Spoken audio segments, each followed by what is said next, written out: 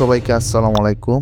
নতুন আরো একটা ভিডিওতে আপনাকে স্বাগতম। টাইটেল এবং থাম্বনেল দেখে হয়তো আপনারা বুঝে গেছেন আজকের ভিডিওর মূল টপিক কি। ওকে, আমরা মূল ভিডিও শুরু করি। দিনটা ছিল রোজ বুধবার, জুন মাসের 4 তারিখ। সিলেট বিভাগের হবিগঞ্জ জেলার বাহুবল থানার আলোচিত গরুর হাট মিরপুর বাজার সপ্তাহের এই দিনে অনুষ্ঠিত হয়, যেখানে বাংলাদেশের বিভিন্ন জায়গা থেকে মানুষ ছোট বড় সব ধরনের গরু এই হাটে নিয়ে আসেন বিক্রি করার জন্য। ঈদের আর মাত্র হাতে গোনা কয়েকটি দিন বাকি, তারই পরিপ্রেক্ষিতে বাজারে মানুষ গরু কেনার জন্য হুমড়িকে আছে, যা ইতিমধ্যে আপনারা দেখতে পাচ্ছেন। আজকে এই হাটে ছোট বড় সব ধরনের গরু উঠছে, ক্রেতা বিক্রেতা সবাই খুশি। আমি অফ ক্যামেরায় কিছু মানুষের সাথে কথা বলছিলাম, ভাই আপনি বলেন তো আজকের এই হাটের পরিস্থিতি কেমন? তারা বললেন মোটামুটি আলহামদুলিল্লাহ। সব কথার এক কথা হলো, যিনি বিক্রেতা হয়তোবা তিনি 1 বছর অথবা কয়েক বছর একটা গরু লালন পালন করার পরে একটু বেশি দামে বিক্রি করবেন, এটাই তো স্বাভাবিক। অন্যদিকে যারা দালালি করেন, মানে এক জায়গা থেকে মানে গৃহস্থের হাত থেকে গরু কিনে হাটে আইনায় বিক্রি করেন, তারাও এই সময়টাতে কিছু লাভজনক হওয়ার জন্য গরু কিনে বেচা করেন।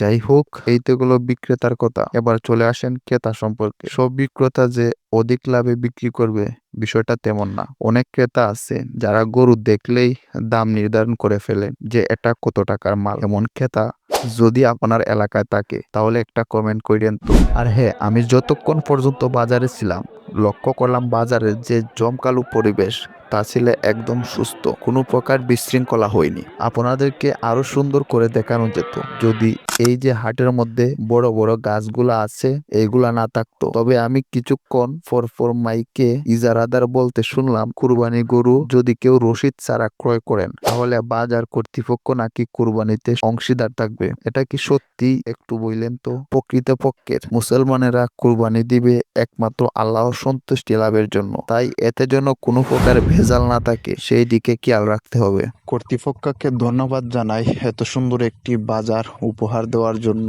আর আমাদের বাহুবলের জন্য গৌরব এই বাজারটি, যেখানে হাজার হাজার মানুষ গরু কেনা বেচা করতে পারে। আমি আশাবাদী যে এই বাজারটি একদিন আরো বড় আকারে ধারণ করবে।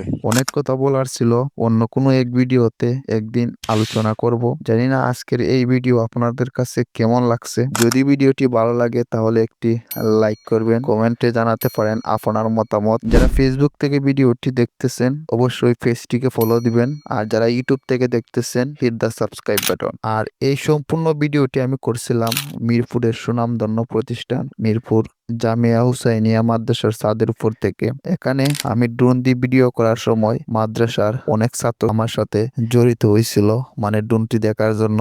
তাদেরকে অসংখ্য ধন্যবাদ জানাই, তারা আমাকে অনেক সাপোর্ট করছে ওই সময়টাতে। এই পর্যন্ত ভিডিওটি কন্টিনিউ করার জন্য আপনাকে অসংখ্য ধন্যবাদ। দেখা হচ্ছে আরো নতুন কোনো একটা ভিডিওতে। ততক্ষণ পর্যন্ত ভালো থাকেন, সুস্থ থাকেন। আল্লাহ হাফেজ।